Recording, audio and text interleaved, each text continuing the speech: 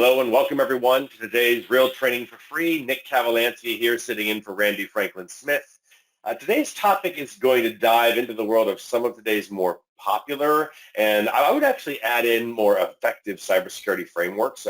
If you think about those frameworks, they provide a lot of great high-level guidance, but they do sort of lack a lot of perspective that the details that we see in like MITRE's attack framework offers in terms of things like what the bad guy actions are actually taking place so that you can actually protect against those specific actions.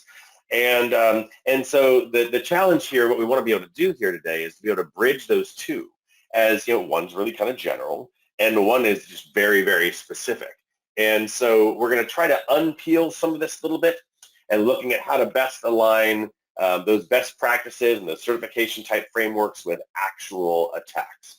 And so today's Real Training for Free is, of course, made possible by LogRhythm. And I'm joined today by Rem Jacques. Did I say your last name right, Rem? It's Jaquist, but I don't expect anybody to get that right. I wanted to fancy it up for you. I wanted to make you French and make you really mysterious. And I apologize. I should have asked beforehand. No, Rem is a senior.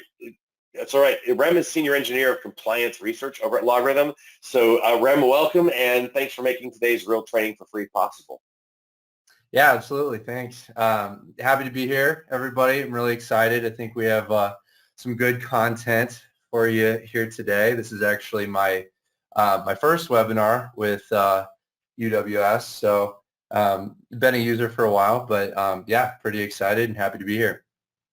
Yep, we're glad you're here as well. Rem and I have been talking before the webcast today. Rem and I both have actually read most of these cybersecurity frameworks, and that was the one thing we definitely had in common. We would talk about those and compliance mandates, and we both, unfortunately, we've read them all. And so at least I have at least somebody else to commiserate with, because it takes a lot of time to read that through that, try to figure that stuff out. Now, a couple of housekeeping items, as always. Today's Real Training for Free is being recorded, so you'll be sent a link to that after the webcast is over today. If you do have questions, as always, I've got the Q&A box open here in front of me, so if you've got a question, comment, anecdote, anything you want to share during today's Real Training for Free, stick that in the Q&A box. I'll be happy to try and interject your thoughts and your questions in today's webcast. If for some reason maybe topically we've moved on by the time the question comes in or something along those lines, there will always be some formal Q&A time at the very end as well. So no worries there. And then I think that's about it. So I'm going to go ahead and jump in and get started here. The area that I want to kind of cover about here is talk first about which cybersecurity frameworks are really important and the ones that are sort of considered the best practice and what they offer here. I do want to dive in a little bit and talk about there's a balance between compliance and security that has to be found, because in essence, they're not really aligned by definition and by design. I'm going to talk about why that is and how to kind of overcome that a little bit. And then in the midst of all this, I want to talk about what it's going to take to try and map those framework controls that are more like best practices and take those type of controls and objectives and try to map those to MITRE techniques, tactics, and procedures. And Rem, while I get through my presentation today, if you've got any comments, I might even have a couple questions for you. I'd love for you to feel free to interject, so don't be shy. Feel free to interrupt me, et cetera, et cetera. And with that, we're going to go ahead and jump in. The idea today is every single organization, just like yours, is trying to figure out what do I do in order to best protect my organization. And in the clock 20 years ago or so, back when when I was early on in IT, excuse me, I was running NT, but I was in IT. Yeah, we had to figure all that stuff out for ourselves, whether it was cybersecurity or backups, and there weren't really a lot of best practices. And so it's really nice to see today that there are a number of frameworks that exist today. There are some that are just pure, what we call just pure frameworks, and they have controls. These are some examples here. NIST has two of them, and I put bit.ly links for all of these that I've got listed here, so you can write those down or screenshot this and come back to it later on. I've got a couple more, so if you want to wait, I'll have another couple that I'll put on here. These are purely frameworks that are best practices. They're organized. I'm going to walk through some of these in a little bit of detail. It's hard to go through 5, 6, 7 different frameworks in an hour and a half. not possible, but at least give you an idea of how they're organized in order to expose you to some of these and give you a sense of how they're alike, how they're different, which one might be best for you, and so on. But I call these pure frameworks and controls because of the fact that there's no legislation behind this. There is no compliance to this. People sometimes talk about being compliant with, let's say, a particular NIST standard. It's not that the NIST, police are going to come to your door and knock on your door and tell you, hey, you're out of compliance with, Section 5, number 2, or whatever it is. This is just more like people are trying to say we're trying to adhere to it based on what the definition is in the framework. So there's ones like this, and we'll dive in a couple of these in a moment here. And then there's some other ones that are more like certifications. And so you have, as an example, you've got the Cybersecurity Maturity Model certification. You've got the ISO 27001, which is basically an information security management certification. And these are ones that people have to adhere to in order to get the certification. So there's a little bit of a difference here, right, in just the nature of these. In a lot of cases, I would think of certifications as more something that might be outward facing, whether it's outward to an auditor, outward to a customer base, to a supply chain, something along those lines to say, look, we are definitely secure because we are ISO 27001, compliant. That's what that would be for, versus the frameworks. I don't know you're going to get the same value, because if you say, hey, we adhere to the CIS controls, then it doesn't have the same kind of ring to it. So it depends on what your goal really is in the first place. Now, in both cases, they are giving you some degree of guidance and direction. They provide best practices, but for the most part, they are kind of higher level objectives. And I'll show you in another, I think it's another slide, because no two are exactly alike. I've got 3 of these I'm going to pop up here and show you how they're kind of organized and the degree by which they provide guidance, if you haven't looked at these yet. But the idea is they're going to provide some practical guidance, but not practical all the way down to like, okay, here's how you're going to go ahead and secure your Windows 2010 server if you have one. That not that level of detail, but certainly something a little higher that's more about things like access controls or identity, or how you're going to do auditing, or how you're going to do monitoring, and it's going to provide those kinds of guidances here. And then I put mandates on there because of the certification angle here. Sometimes mandates as well. I think the use case for these is going to be only really around helping you organize what you're trying to accomplish. That's really where I think you should find the value for these, from a practical sense of how well is it going to make me secure. It's going to help you organize your thoughts, organize your efforts, organize how you're going to strategize all this. But it's not, even if you adhere to these, it's not going to make you necessarily, you're not quote unquote secure because you are. And by the way, Charlie actually mentioned, and thank you for this, Charlie, NIST or any standard framework he mentions only required in FedGov systems. Absolutely right. I forgot about that, Charlie, completely. Thank you very much. So a lot of these frameworks that do exist are for the purpose of the government agencies and FedGov, and so therefore we get to use them because we get to benefit from them, but we don't have to adhere to them like FedGov organizations do. And now back to this idea of organizing strategy and efforts. The last thing here is I would tell you they're definitely not implementation guides. They're not telling you how to do this. They're just telling you some high-level strategy and types of direction you should go in. And Rem, I'm going to ask you, do you hear me fine? One of our listeners, Thomas, is asking if he's having audio issues or if I am. I can hear you fine. I'm hoping that it's not something on my end, but yeah, I can hear you. Okay, as long as I'm not breaking up. Thomas, I'm going to guess it's you. Hopefully you're having fine too. Tom, if somebody else says you can hear me fine, thank you very much, everyone. I do appreciate that. It's a collaborative effort here. And then, so let's talk about this here. Let's keep going and talk about a little bit. Actually, before I do that, before I jump ahead, Rem, are there any other frameworks that maybe you'd add to this list, or anything you'd want to highlight about the ones that I've got listed here? Sure. I think, like you said, I think it kind of depends on what you're really going for. Because, you're obviously not going to be audited on, certain frameworks. It really depends on if, you're trying to get certified for personal goals within, your organization. Some other things that come to mind, obviously, things like HIPAA. If you're a healthcare organization, there are different expectations there for you. regarding your internal control. There's also, say you do, any business in the EU, there's GDPR. Mm-hmm. EU citizens have completely different rights to their data than we do in the States, with the exception of maybe California with CCPA, and there's some other regulations coming out. But depending on that, there's also if you think about like internal control over financial reporting.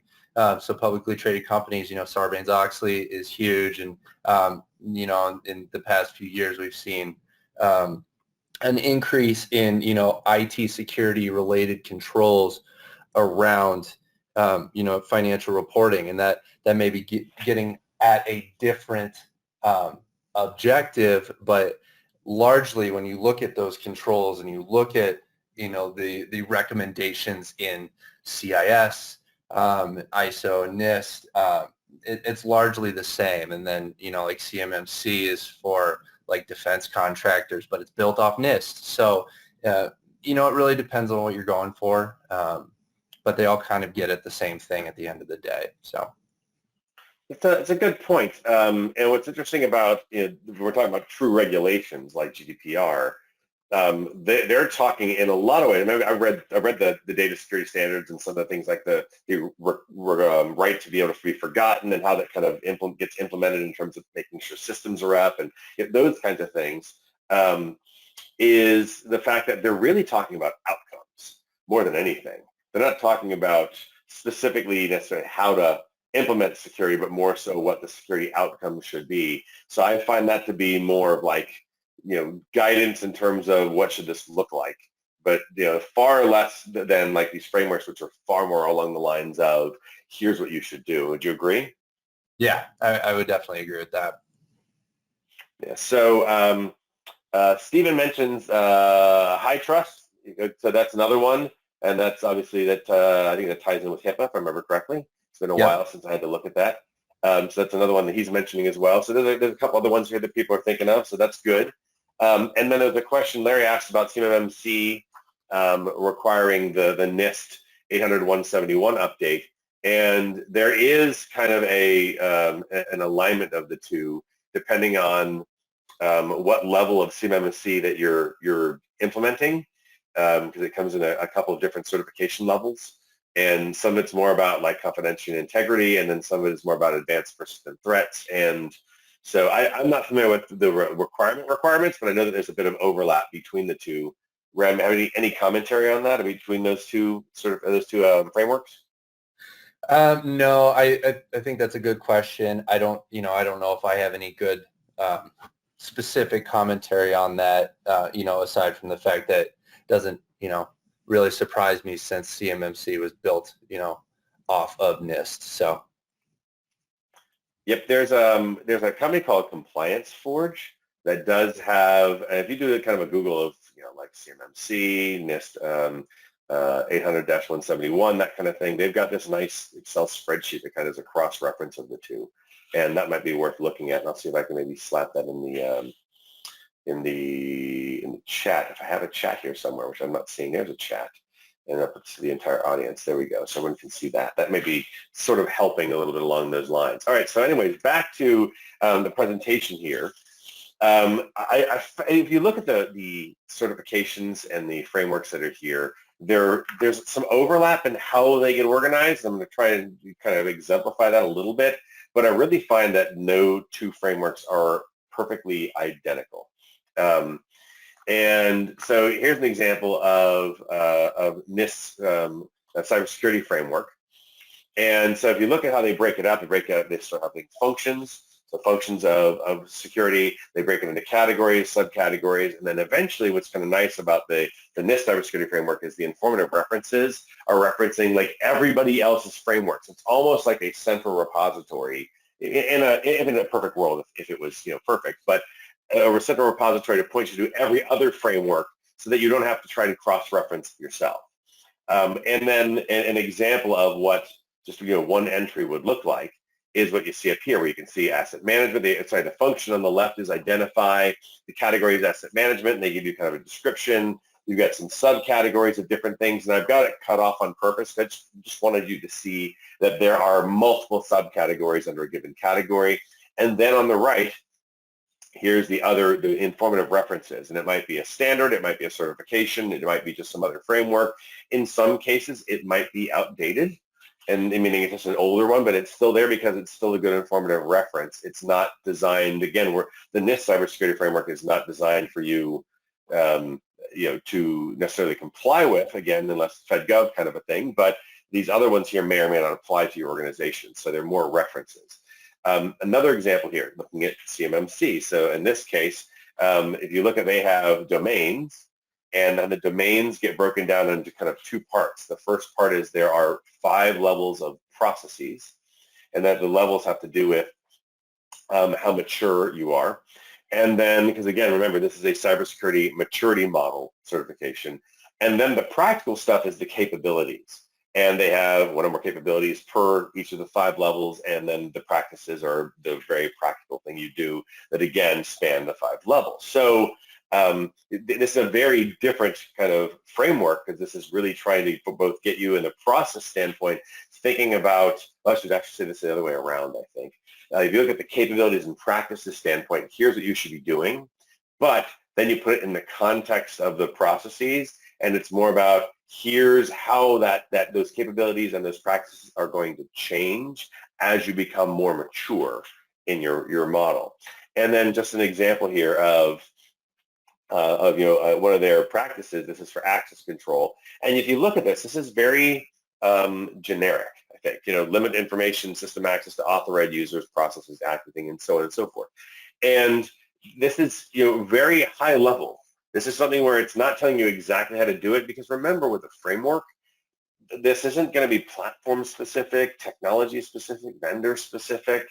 This is all, it's based on you doing this yourself. So this is still a little subjective. Because you're going to have to figure out how you're going to do this in your own environment, which is kind of part of why we're taking this angle today to talk about applying this to MITRE. That's one way of doing this.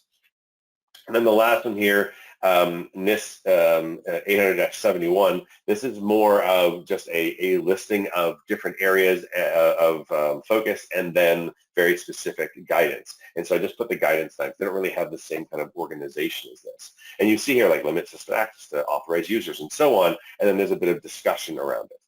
And so you see some similarities between this and the last one, but they're not perfectly identical. And so in the case of actually, let me keep going. I'm going to keep going to the next slide, I think, just to kind of show you here that there's plenty of overlap that exists.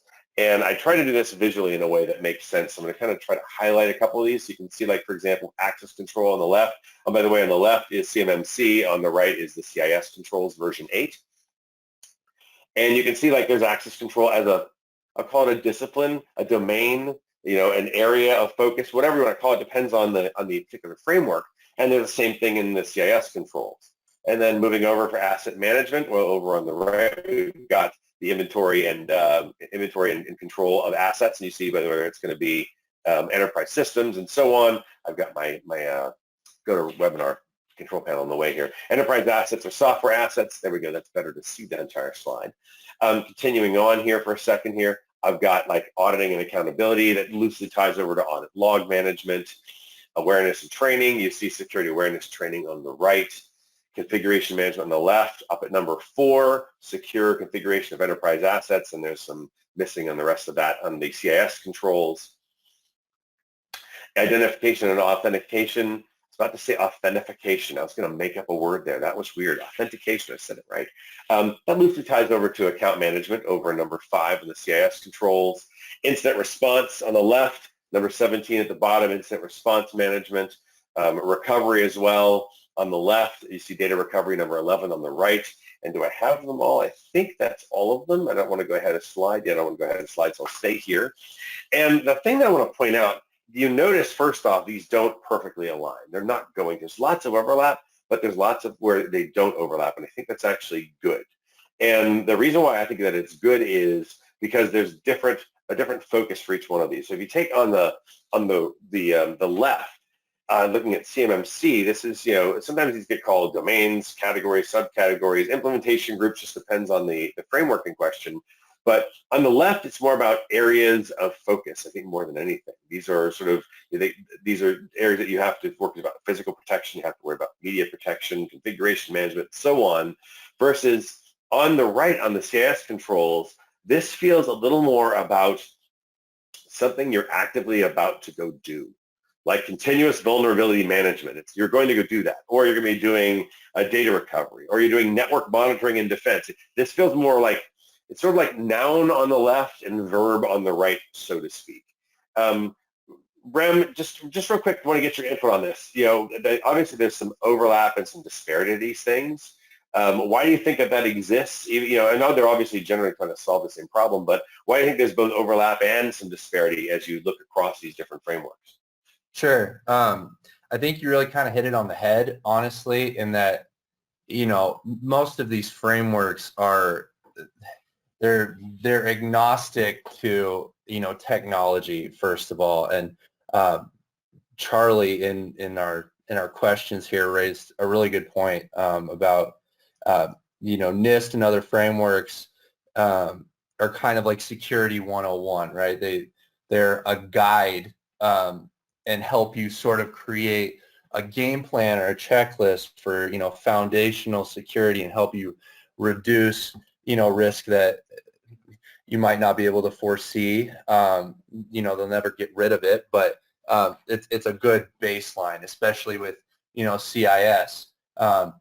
In version 7 they implemented they reformatted to implementation groups depending on how mature your program is. How many what's your bandwidth user wise. How many people are in your organization, what is feasible for you to stand up in your environment. So they outline good things that you should be shooting for and help give you like a baseline awareness. And like you said, a lot of these frameworks have overarching concepts, but they're all a little bit different. But if you're starting at square one and you're looking at all of these together, it's easy to see, okay, well, all of these include some sort of account management, access control management, data recovery. Like the overarching concepts are, all right, maybe I should spend some more time focusing on those areas, just to get my baseline down. And then MITRE obviously is way more practical and, okay, well, how do you do this for, specific scenarios, and how do you actually address, different threat groups and different techniques, as opposed to, perform quarterly access reviews. I think that is where the difference comes in. But, like I said, there's overlap in all of them. And I think both MITRE and these other, compliance frameworks and regulations are both kind of trying to get at how do you secure your systems. They just answer it in completely different ways, and the practicality and usefulness in each use case is different. I like what you said. That makes a lot of sense. It's more like the goal, and then the practical way you're going to implement it is very different. That's beautifully said, because I think that's kind of the issue here. Couple questions here from some of the audience. Some of this stuff have the answer. Some of this stuff don't have the answer, because, like, for example, Sanka, I hope I got the whole name. There's a little bit of a tag here. Sanka asked, can an organization replace ISO 27001 with NIST 800-53? I don't know the answer to that. I don't know, Rem, if you do or not. I'm not familiar with where whether the government will allow a particular certification to replace something else. Do you have any insight into that at all? I don't know if I can say anything for sure and certain to that. I think that's sort of a determination and a use case that you have to determine for yourself, right? Like there's different goals, even though they're getting at largely the same thing. There's still different points to both, and you just kind of have to decide what, if that makes sense for you, then yeah, go for it. But I don't know if I can speak to that and Yeah, give a definitive answer, right? I'm not the federal government. Don't play it on TV. So yeah, Exactly. Charlie makes an interesting comment about the overlap here, and I like what Charlie said here. He's in the audience. So I'd say that NIST and other frameworks represent all the things we already know will contribute to compromise. He says Security 101. It's like building codes. They provide a guide to building on a solid foundation and increase safety. They won't eliminate all risk or unknown risks, but they will reduce it. And it's true. And it also, along that same, using that same kind of analogy of being a building code, there are things that you must have an outlet every, whatever it is, feet, in a given room. But they're not really telling you how you should design the room, how tall it should be, what angle the wall should be. It's all up to whatever you want. But there are certain things that you definitely have to adhere to if you want to have, in the case of a building that's going to maintain itself and stay upright versus, whatever you're trying to accomplish in terms of how it looks, et cetera, et cetera. So let me see here. So Charlie also mentioned something kind of interesting for NIST users. So you also have on top of that, you have the, what is it? It's the DISA, and I forgot what DISA even stands for. It's a government agency, and I can't remember what it stands for. But they've got these security technical implementation guides, these STIGs. And DISA is part of the military. I do remember that. That's all I can remember off the top of my head. And the STIGs are actually vendor-specific guidance. And it does get cross-referenced in some of the other controls. So if you look up DISA and STIG, S-T-I-G, DISA STIGs, you will find them. There's a whole library there, and you can find them. They're not as comprehensive, even I think, as if you think about the frameworks, but they do provide some very specific guidance here. So Todd is asking about, is level 1 baseline a good baseline to shoot for? I'm assuming that since the only thing we talked about levels, Rem, was CMMC. And so I'm going to answer sort of generically, and I'll welcome you to provide any commentary you like. Putting any kind of certification in place like that is obviously has maturity levels to it, where there's a vision for where you can go, knowing that you at least meet the base level, in my mind, is a good thing. I'm not advocating everybody here should go get CMMC level 1 certified. That's not what I'm saying. I'm just saying if you're going to be going this route and you're really trying to gauge where you're at, I would much rather gauge myself against some kind of standard that at least has some more advanced layers of how I can advance where I'm going and has a guidance on how I'm going to get there than just to adhere to, personally, than just to a framework. That's to me, just because that way I know that and there's an example I'm going to use on the next slide that'll kind of make the point here about why sometimes the frameworks can get a little ambiguous in terms of what you should do. And I don't want to give you a false sense of security just because, hey, here's a framework, click that link. If you adhere to that, thumbs up. And I'll show you why by using kind of a ludicrous example. So let me go back and just kind of continue on here, and we'll get some more questions answered in a little bit. The issue here is compliance versus security. Now, I'm using the word compliance to refer to not just adhering to like laws, to regulations, to regulatory compliance. I'm also referring to compliance in terms of, are you actually adhering to the framework? So therefore, you are complying with the framework. If it says I have to do some certain auditing task and your auditing kind of strategy, and you've got some auditing strategy implemented, thumbs up, you've adhered to it. So you're compliant.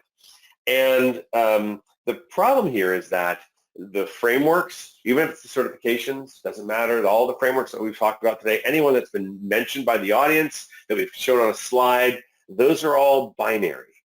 If you think about it, it's do this thing, and it's kind of yes or no. Did you or did you not? We talked about GDPR, same thing. Are you compliant with that particular, whatever it is, data security standard, yes or no?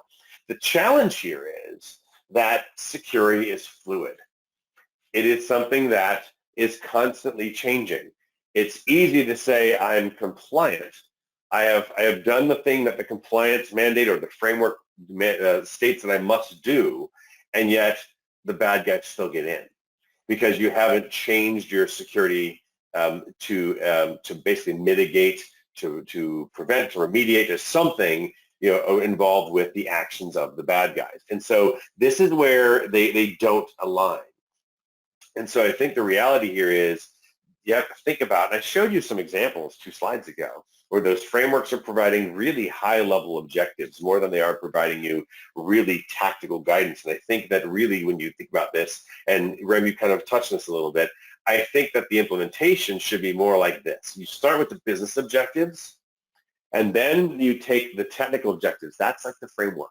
That's where the framework fits in. You have to figure out what your business objectives are first, because that way you can decide whether or not, specifically in terms of frameworks where you're not certifying or anything, or it's not a regulation, you can decide which of the framework objectives are things that you want to apply to your organization, because they're going to be based on what your business objectives are.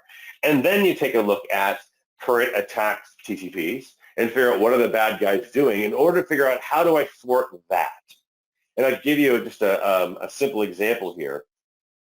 And actually, I'll do the example in just a second here. Basically, the idea here is that current attack TTPs means that you have to figure out what the bad guys are doing. Not necessarily specifically, although Rem's going to show you a very specific couple of examples, but you at least have a good idea of what does an attack chain look like. What are the common things that the bad guys are doing? Those kind of things, so that you can actually make sure what you're implementing is going to truly secure, not just make you, quote unquote, I'm doing air quotes here, compliant with the regulation, with the framework, but actually make you secure. And the example I want to use is, I remember reading years ago, I want to say it was in like HIPAA, or maybe it was even, that wasn't SOX. The SOX didn't have any security in it. I think it was HIPAA. It was years ago, I remember reading this. And one of the mandates was, and don't quote me on HIPAA, that might be wrong, but one of the mandates was, and this is verbatim, establish and maintain levels of security. That was the mandate, right? So here's the difference between going back up to my second and third bullet here on this slide. Frameworks are binary, security is fluid. So framework in the regulation says establish and maintain levels of security. Okay, everybody's domain admin. Checkbox. I'm done. I am now compliant. I have established and I'm going to maintain those levels of security. Now that's ridiculous, right? You're never going to do that because it's not going to keep you secure. Now, thinking about kind of the middle of my slide where I say business objectives, technical objectives, the attack TTPs, implementation specifics, we look at how would I implement levels of security so that I thwart the bad guys. Now, the first step might be something like, let's put some kind of least privilege in place where at least we're separating out low-level users from domain admin accounts or administrative or privileged, elevated privilege type of accounts. And you can keep whatever accounts you want conceptually in that elevated privileged account area, whether it's just domain admins or it's anyone with access to servers and domain admin, whatever you kind of separate out from the regular low-level user. So you might start there. And you go, cool, I have met the compliance need to establish and maintain levels of security. I have that. I've separated out people, and it actually also kind of stops the bad guys because if they get a low-level account, they don't necessarily have access to a elevated account. But then, as we go further along, we find bad guys are finding ways to elevate their own permissions on a local machine. And if you've been on any of the webcasts that Randy or I have done, you've heard about things like using Mimikatz and going through RAM and scraping the RAM as long as you have administrative access on an endpoint, and figuring out some kind of maybe a domain account or something like that that has been logged onto that same compromised endpoint recently, and you get the hash, you're not going to pass the hash attack, and that can laterally move. Well, now the bad guy has a high-level account. So coming back to the last bullet, you go, well, based on what the bad guys are doing these days, I need to implement this differently. I can't just separate out low-level users and elevated users. Maybe I have to put in, I'll make this up as I go along, a privileged account management solution that actually locks away the privileged accounts and rotates the passwords after they're used every time. So that way, if the bad guy does do the thing I said before, on the endpoint, it's an elevated account on the endpoint, scrapes the RAM with Mimikatz, finds an elevated credential that would allow them to move laterally, that password hash is no longer good anymore because we've rotated the password. So the idea is we keep having to change our implementation specifics based on the current attack TTPs.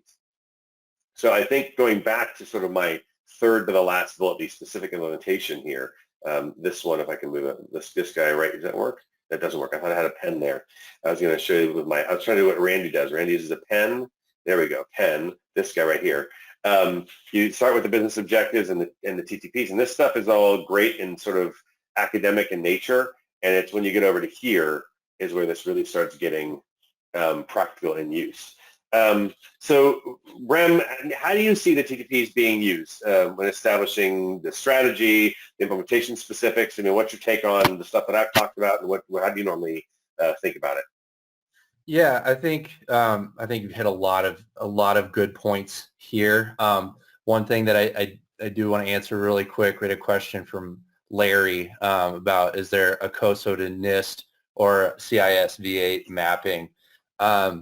A lot of these frameworks will have, their own version of mapping to other frameworks to help you out. I will say specifically for CIS, they have a pretty slick link on their website where you can kind of put in, you can filter on what specific frameworks you're looking to map to, and it'll spit out a quick and easy chart of what they would argue, because nothing's for sure and certain. It's all pretty subjective what maps where, but they'll give you a quick and easy guide of what they think makes sense.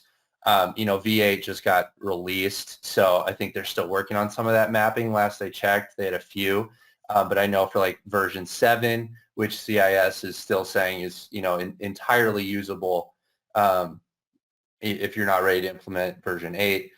They do have a pretty robust mapping to MITRE, ISO, NIST, CMMC, all these frameworks that we're talking about for version 7.2. So check that out. I can find the link and send it later on.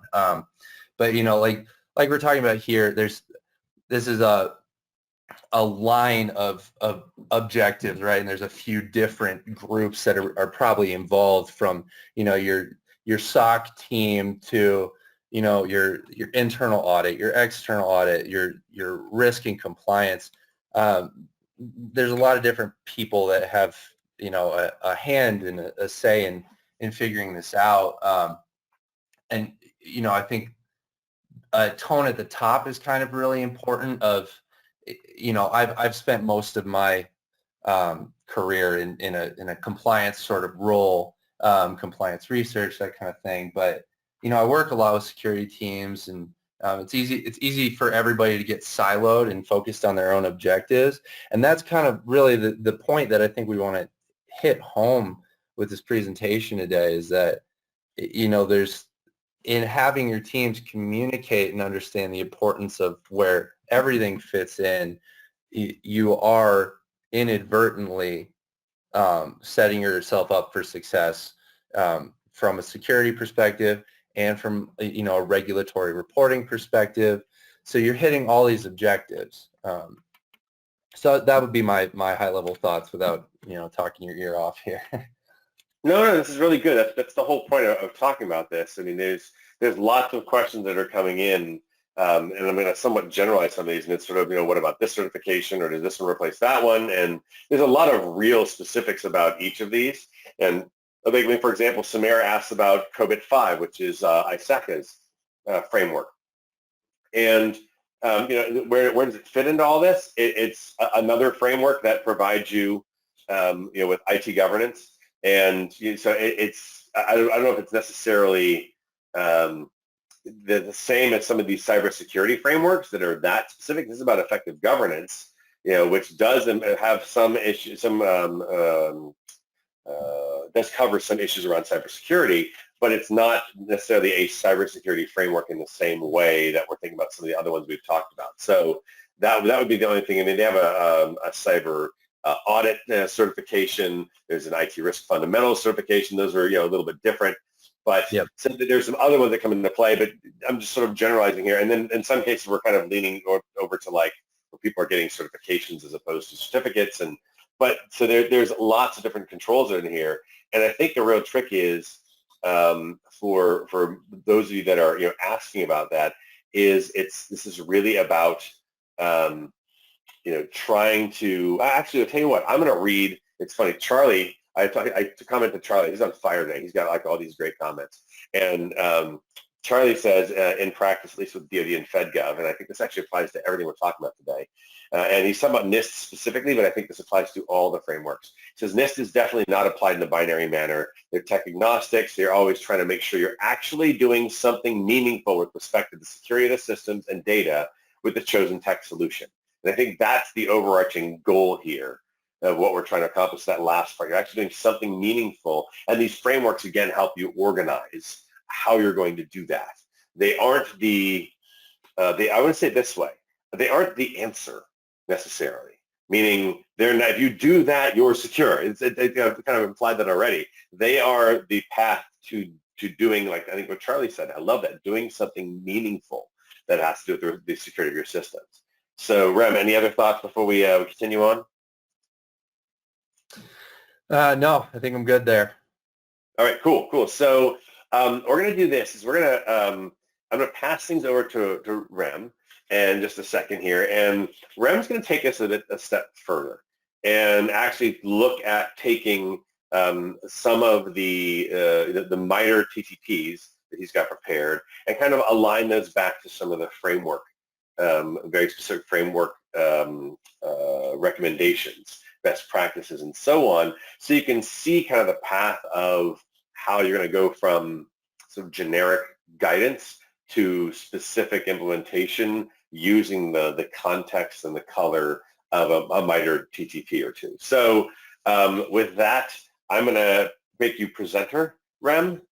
Sounds good. And then I'll let you know that I can see your screen once you share that out. And I do see your screen, so you're good to go. So I hand the floor to you, and I may have a question or two that comes in from the audience, so I may interject here or there, but the floor is yours. Awesome. Sounds good.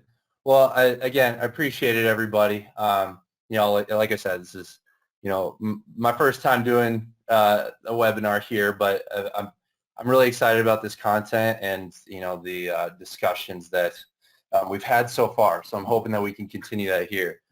This is, kind of a little bit about me. I know we've already talked some and introduced me. I'll spare you the details, but I did want to leave this slide here just to talk a little bit about what specifically I do currently at LogRhythm. I'm in our labs team, which is sort of our research and development team, and we do a lot of the things that we've been talking about here today. I do a lot of mapping of current frameworks and things that are regulations that are coming out, mapping them to each other, mapping them to LogRhythm content, developing pre-built LogRhythm content to address some of these controls where it makes sense. And I obviously focus more on the compliance side and the compliance controls and objectives, which, like we've talked about, are more high nature, but we work in tandem. I'm pretty close with our threat team, and they work with MITRE a lot, so we have a lot of overlap, and it really helps us to build some what I think is valuable content, and is clearly directly applicable to what we're talking about today. So here's a quick agenda of the things that I want to cover in the second half. I'd like to start by baselining a few concepts that I'll be mentioning a good amount throughout the rest of our time together. Take a look at MITRE Technique T1078, which is valid accounts. That will definitely be our main focus from a MITRE perspective today, just so we can kind of have some real world color to everything that we talk about. Then I want to spend some time on some of the known procedures related to valid accounts, and we'll start with Linux Rabbit, malware, and brute force techniques that are related to that. Check out some security analytics that you can develop to catch those kind of procedures, and then look at how that really connects to major security frameworks, control objectives that we've been talking about so far. After that, I want to shift gears, talk a little bit about privilege escalation, APT 33, and then also some security analytic examples for that use case, and then again end it by, putting our compliance hat on, looking at it through that lens, and then hopefully having some time for more good discussion like we've been having so far. So first concept I would like to baseline with you guys, LogRhythm Advanced Intelligence Engine. For those unfamiliar with the product, I'll be calling it AIE. From here on out, it's a fully integrated part of LogRhythm SIEM, used for the automated threat detection piece. So when logs are ingested by the SIEM, there's 70 or so metadata fields that are sent to AIE, and then AIE uses those metadata fields for real-time analysis, through the pattern matching, heuristics, whitelisting, just to name a few. All of the detection examples that we will be going over today were developed in AIE with varying levels of complexity. Other thing I want to go over, because we're naming a lot of different frameworks here, and compliance is a major culprit of abbreviating things, and it's so easy to get everything confused, and I don't want to add to that. So CCF is a Consolidated Compliance Framework. I will be referring to it as CCF. It's a compliance module that was built primarily off of frameworks that we've mentioned: GDPR, ISO 27001, NIST 800 series publications. As it has evolved, it's been mapped to a number of other frameworks and continues to be mapped to new releases and updates as they come to be. So most of the content that we'll be looking at today is from LogRhythm CCF. Like I said, I just really didn't want to add any confusion on, well, he's naming this different framework that I've never heard of. It's not a framework. It's a module that we've developed based on other frameworks. All right, so like we talked about, MITRE T1078, valid accounts. We'll be focusing on that, and that includes a number of ways that malicious actors can obtain and abuse credentials of existing accounts and potentially bypass access control that you have implemented on your various resources. So some of the sub-techniques that T1078 includes, it includes sub-techniques for like default accounts, domain accounts, and then local and cloud. A lot of adversaries can use these techniques, as a means of gaining initial access, persistence, privilege escalation, which is actually one of the things we'll be talking about here in a bit, and defense evasion. So again, why do we care about this, and how does this connect with compliance? Well, oftentimes there's an overlap of permissions for these types of accounts across the network. So threat actors can potentially expand their reach, across accounts and systems to gain that admin level of authority. And from a compliance perspective, most major frameworks that you'll see implemented today, I mean, we've already looked at some of them, place a heavy focus on access control and account management. That was pretty much in everything that we've looked at this far. Frequent access reviews, segregation of duties, things of that nature. They're not telling you how to do it, but they align with MITRE in that sense. On the right side of the slide here, you can see some of the procedures that MITRE associates with valid accounts. I've taken this directly from MITRE Attack. And for today's purposes, again, we'll be focusing on the two that I've highlighted: privilege escalation and brute force, and some different kind of detections that you can develop for each of those. So a little bit, I want to give a little bit of an overview of Linux Rabbit, since we're going to look at brute force authentication attempts first. Just want to give that some real world context. Linux Rabbit, also MITRE ID SO362 for anybody interested. Malware campaign in late 2018 specifically targeted Linux servers and IoT devices throughout Russia, South Korea, the UK, and the United States.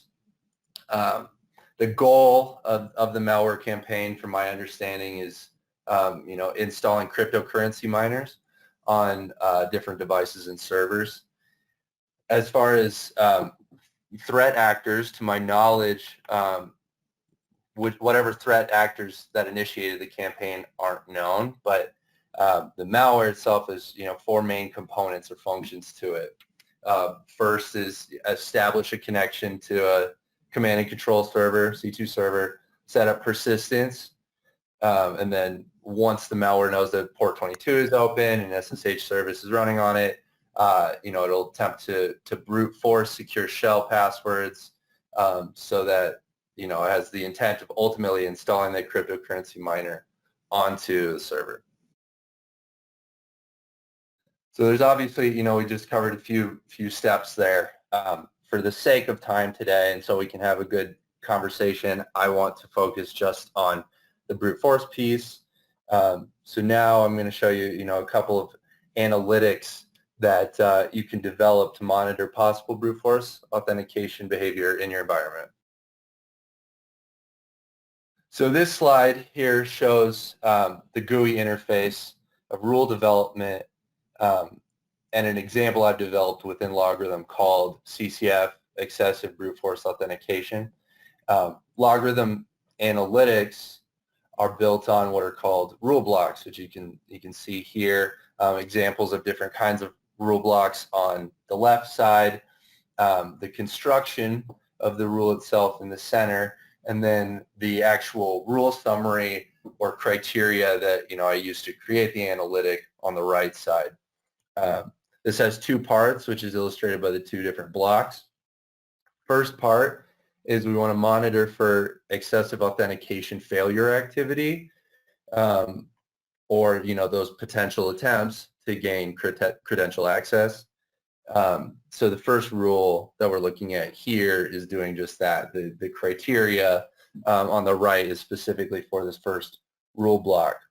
It's a threshold type rule that says, okay, let's look for 10 or more authentication failure logs from an external source that occur within 5 minutes or less of each other. And we have it configured to, ingest all log sources from our environment. So second block here, once that first rule block is satisfied by, the 10 or more authentication failure logs that we identified, it'll then look at logs tagged as authentication success from an external source. The second rule block here is what we call a log observed rule block, which, just like it sounds, pretty straightforward, triggers when certain logs are observed in the environment. Important thing that I want to note here is that these rules, both of these blocks, are grouped by the same metadata. So, we're looking at user origin, the host that was impacted, the host origin, and that is the same as the first rule block that we looked at. So here, this stem connecting 2 blocks is what's called the relationship summary. So, you're developing these 2 independent analytics. How do we connect the 2 so we're alarming on activity that we're looking for? This relationship summary specifies the criteria on which, you want to correlate the 2 independent analytics that we just defined. So here you can see, like I said, user origin, host impacted, have to be consistent between the 2 events to trigger this alert. And in the second rule, we defined the authentication success has to be satisfied within 15 minutes of that first rule, authentication failure, seeing more than 10 logs coming in of that. Those have to be satisfied within 15 minutes of each other. That is our first analytic to go over, an example of brute force. What if we wanted to check out a similar but different use case an analytic that you can develop for like distributed brute force, because in the last example, we looked at the way you could monitor for excessive authentication attempts from a single external source. But, in the case of distributed brute force, those attempts might be coming from a large number of different origins, in which case that last rule wouldn't catch that sort of activity. So that's kind of what I want to look at here. So this is another analytic that I've developed, called it CCF, distributed brute force. As you can see, looks pretty similar to the first analytic, built in two parts. The first rule is a unique value rule block, which is different from the threshold that we saw in the first example. If you look at the bottom of the summary here on the right, you can see that it's configured to look for greater than or equal to 20 unique instances of host origin. So in order to satisfy this rule, we would expect to see at least 20 authentication failure logs from external sources that are different from each other within that same 5-minute time frame. And then this is the second rule block for this rule. Much like the first example that we looked at, it shows the authentication success occurring after the authentication failure rule had been satisfied. So still the same log observed rule block, but it's instead grouped by user origin and host impacted. So, we didn't include host origin in this one because since, the attack in this example, in this use case, would be coming from multiple different sources, it would be pretty difficult to develop some sort of valuable correlation based on host origin. And then again, you can see here the relationship summary, like we mentioned earlier. We've connected both the authentication failure and the authentication success rule blocks based on user origin or host impacted, and the authentication success must be satisfied within 15 minutes of the authentication failure. So what does this mean? We've got kind of in the weeds there on some high-level analytics you can develop, but why do I care about that from a compliance perspective? Well, within the scope of the 4 frameworks that we've kind of been focusing on today, there are a few ways. You'll see along the top line of each of these frameworks, I've highlighted how each framework references its controls. So, they're called NIST control families or CMMC domains or ISO control sets. CIS in version 8 just changed it to CIS controls.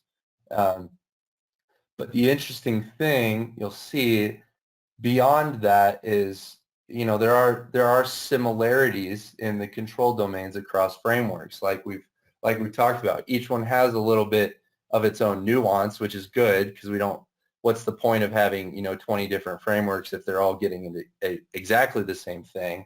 That's not really useful. But they do have overarching concepts like we've talked about. So, whether you're defense industrial base, working with CMMC, or you're a small, brand new mom and pop shop that's trying to implement some, baseline security controls with CIS implementation group 1, and you don't really know the first thing. These are, they're the overarching concepts that are apparent in a lot of these are largely the same. So common elements here include, incident response and network monitoring for one. That is a whole NIST control family that we can see. It's a whole CMMC domain. ISO has an annex dedicated to InfoSec incident management. And one of the CIS critical security controls addresses network monitoring and defense. So in this scenario that we've been talking about, brute force tactics for gaining access, how do you monitor those events, whether it's some form of network detection and response, or if it's SIEM, whatever the case may be for your security operations center, whatever is being used to monitor, mitigate, contain, respond, to those types of events. That kind of activity is also addressed by these compliance frameworks, albeit differently. MITRE is giving you actual practical real-world examples, but they're still here. They're still apparent here, and giving you a high-level awareness of, oh, I should pay some attention to this. I need to work with my team to implement some, procedures to actually address these sorts of risks. So, same with malware. We're looking here, going back to our Linux Rabbit example for MITRE. These frameworks are going to have some, controls and considerations paid to malware. There's controls requiring use of anti-malware software, running periodic scans, patching systems, for known vulnerabilities, centralizing your, anti-malware logging for analysis. These are all actual controls from these frameworks that I'm mentioning, just as examples. And I kind of use that to highlight the fact that making an effort to implement proper compliance control procedures in turn helps your security posture and your security teams immensely, and vice versa. I mentioned tone at the top and understanding the importance of those teams working together. I think it's natural, especially in COVID, when we're not all working together. It's really easy to get siloed in your day-to-day and focusing on what is important to your specific group. But I've spent most of my career in a compliance function and worked with security teams, and there's kind of a preconceived notion, I would say, of differences or a disconnect between operational security, your internal and external auditors, your governance and risk management teams. And while we're all carrying out different functions, I don't necessarily think that should be the case, because the ultimate goal and objectives of each team is really consistent, exemplifying security and mitigating risk to, a tolerable level. Third control domain that I really want to highlight on this slide before we move on, access control.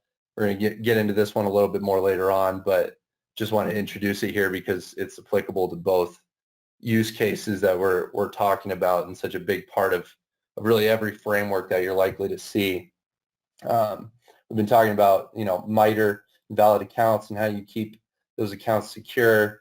Compliance frameworks are no different. Like we mentioned, MITRE has way more practical and specific use cases, but largely getting at the same thing here. So I threw a lot of information at you guys and talked a little bit. It might take a second here. I haven't been able to look at questions or anything. There have been no questions that are really new that have come in, other than at the beginning you talked about IAE, and they asked if that was an add-on. Or asked. Oh no, it's not. It's part of the core product. Okay. Everything else is some of the stuff we've already really kind of covered, I think, for the most part. I haven't cleaned up all the questions here, but keep going. I think you're doing just fine. Okay, sweet. So now we've gone kind of over that. I want to transition a little bit into, privilege escalation, talking about APT 33 as the use case here. So sure most of us are familiar with privilege escalation as a concept, but just as a refresher, it's the act of exploiting security weaknesses to gain certain permissions, higher level access than, your administrators might intend, since, the first point of access that we usually see in compromise, a lot of times doesn't have the level of access or data that attackers would like.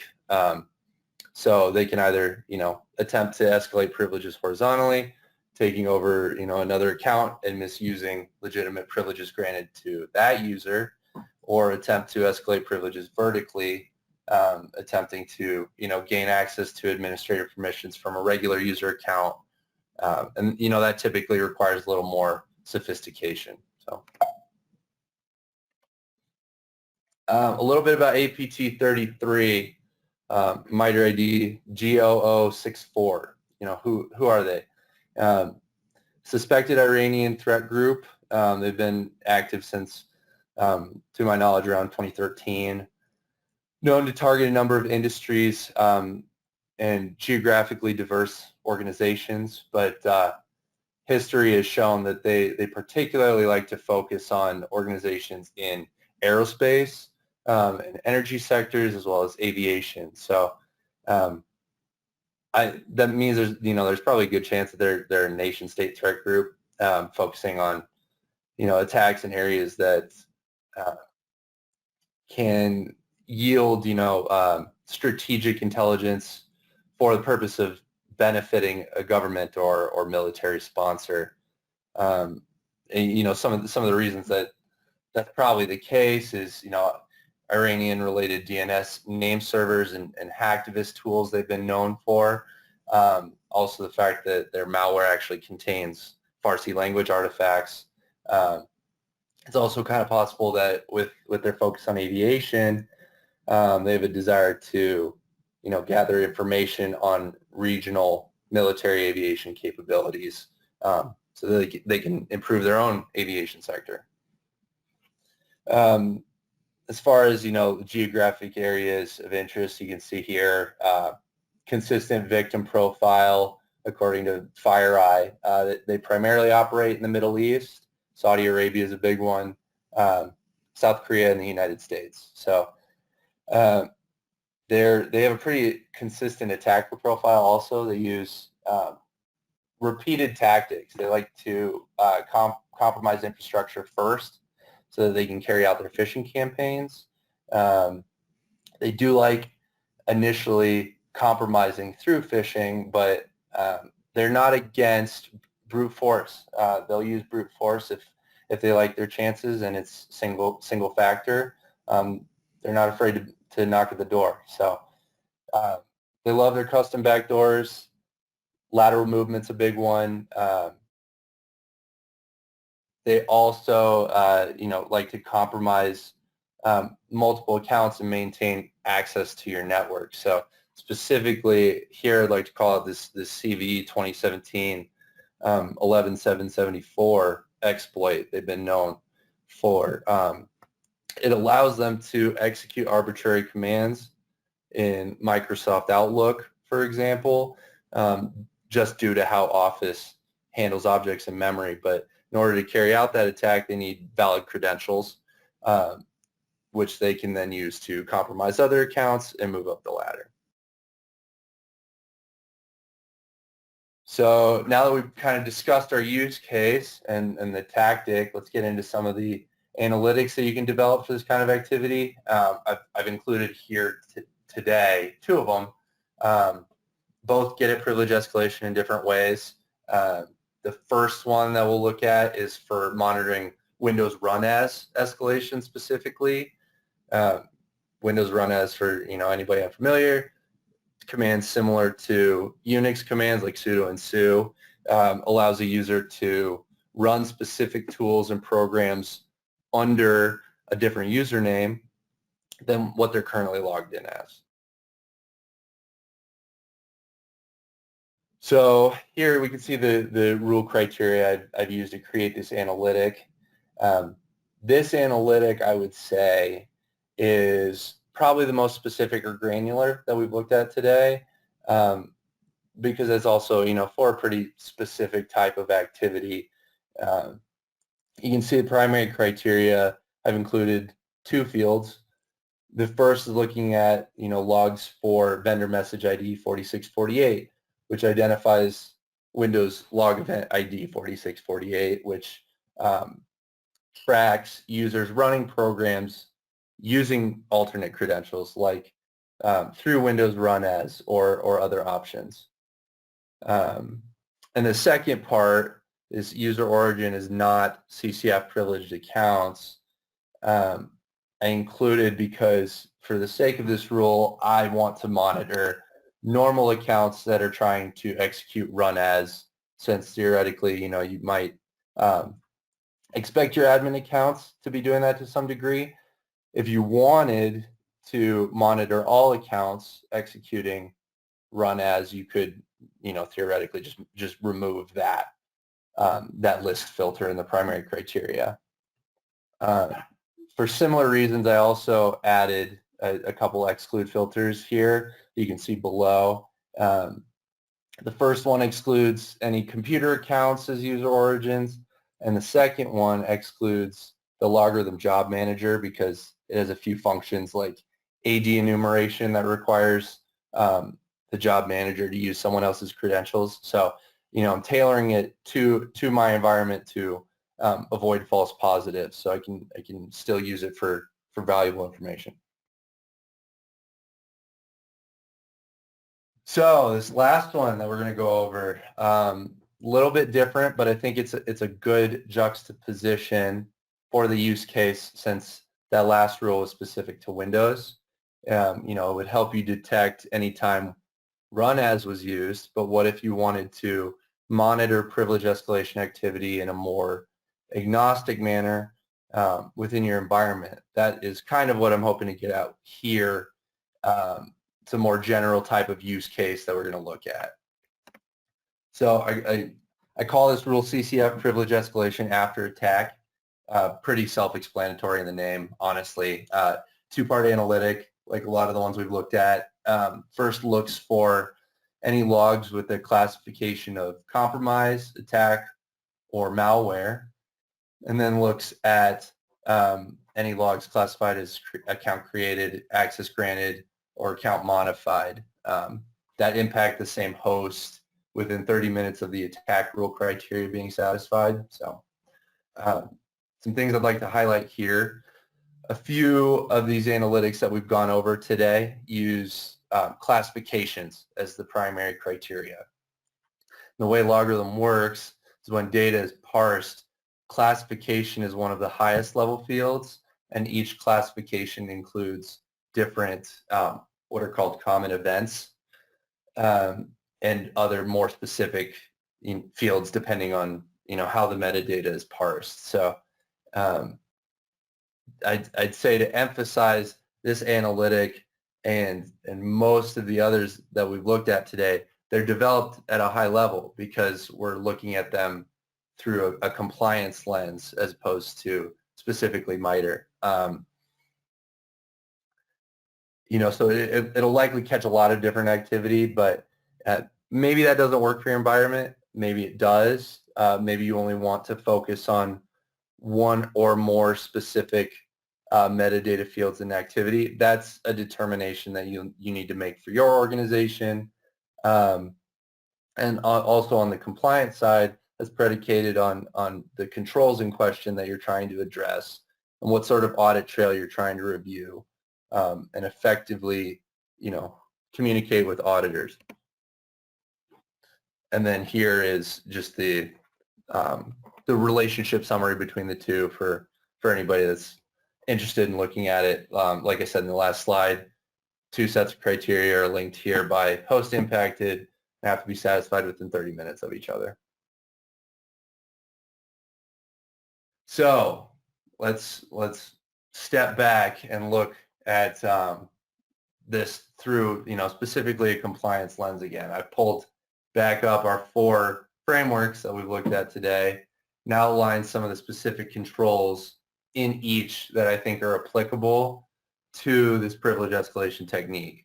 I mentioned earlier that, we'd be coming back to access management, those families of controls in each of these frameworks. And this is why, we see examples of different types of password controls here. So, multi-factor authentication, especially to privileged accounts, implementing a password management system, using unique passwords, etc. There's password controls in each of these frameworks that are sort of preemptive to the detective things that we just went over. from, IT audits that I've, performed in a past life for accounting firms and behalf of public companies, I can tell you, from both the cybersecurity perspective and from a financial reporting perspective. We had some questions earlier about COVID and how that fits into everything. That this is how there are consistent controls from both sides. Periodic documented access reviews are a big focus, ensuring on a quarterly, semi-annual basis, whatever the case may be, that users have appropriate access commensurate with their job responsibilities. And that kind of goes hand in hand with, also controls over least privilege that we see here, with the expectation being that users don't have excessive rights. Access management as a control domain also typically includes, controls around onboarding and terminating employees and corresponding audit trails. So if we think in terms of, leveraging valid credentials, you'll have less risk exposure if you've already implemented controls over, timely deletion, deactivation of inactive or orphaned accounts, and that you're monitoring those, so they're not just sitting on your network. And if you're performing access reviews and appropriately segregating duties, it makes it harder, for those threat actors, both internal and external to your organization, to abuse credentials. Last thing I'd kind of like to highlight here is the importance of audit logging and the place that holds in these frameworks. And the examples that we've talked about, like Windows Run As, there's often controls around reviewing that activity and which accounts are performing it. Same with accounts that have the ability to modify access privileges of other accounts and being able to trace that back to a specific user in an audit scenario. That trail is one of the best ways to prove that the control is functioning properly.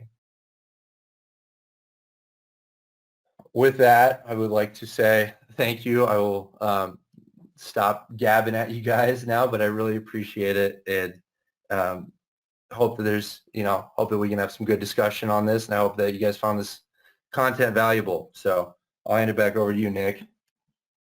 Wonderful. Great stuff. Appreciate that, Rem. Really good. I like how you tied these back to each of the frameworks and that sort of thing. There's obviously, I'm going to call it a gap, and it's no fault of your own. There's always be a gap between looking at a framework best practice or guidance there and the specific implementation, because again, it all just kind of depends on the environment you have. And you gave two examples. You talked about Linux and Unix, and you also talked about Windows environments, and obviously it's very different how you're going to be looking for specific kinds of threat actions, but there is an ability there to tie the two together here. You got a comment from Larry. He says, excellent way to map everything. Great job, Rams. That's always good to hear. Love that. Didn't see any new questions coming in with regard to anything that you showed on here. So I'm just going to try and see if I can try and find, there's a couple of commentaries that some of the audience had in here. I'm going to try and see if I can, that I can do this. No, actually, James did ask a question. He said, active response seems to be an important feature. Do you have rules for this? There's a good question. Sorry, could you repeat that? He's saying active response, meaning the ability to respond to an issue like this seems to be an important feature. Do you have any rules for that, for responding? Sure. I mean, nothing that we've looked at today, obviously, is related to that, but you certainly can. We have our LogRhythm has active response capabilities,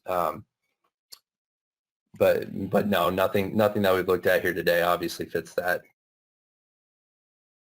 And Larry's asking about are the example rules that you use today, are they available online? He's interested in the Linux set. Yeah, they are available. We have LogRhythm has mapped content, like that is a big part of what I do, right? So they are available. I can send out some links for that and things later. So they are available online. Okay, good. Larry's asking, other questions are rolling in, which is good. You guys keep them coming. Happy to answer them. Larry is saying also has LogRhythm extended this approach to Oracle Listener? I would kind of say it depends because, again, I hate saying that, but from a compliance perspective, it's like we've said, MITRE is focused on, specifics more so than compliance controls. Compliance controls are entirely agnostic, and we kind of have to tread this line between, an example of, like Windows run as, you're not going to see any compliance frameworks that specifically tell you to have controls that tell you to monitor Windows run as in your environment. That's not going to be the case. They're going to tell you to monitor, who has access to privileged accounts, how do you link that back to specific users, so avoiding shared accounts and things like that. If you're asking outside of like a compliance perspective, we LogRhythm ingests logs from a number of different technologies, so you can theoretically develop rules in LogRhythm or any SIEM. I don't want to speak for them, but when you're developing these security analytics, you can surely look for that level of specificity if you want to. But that gets back to what I was saying about the importance of tailoring it to your environment and what you specifically want to monitor. What's important to you. Let me give a little color here. Larry mentions he's specifically monitoring successful and unsuccessful interactive logons. And for successful logins, he's monitoring every 2 minutes.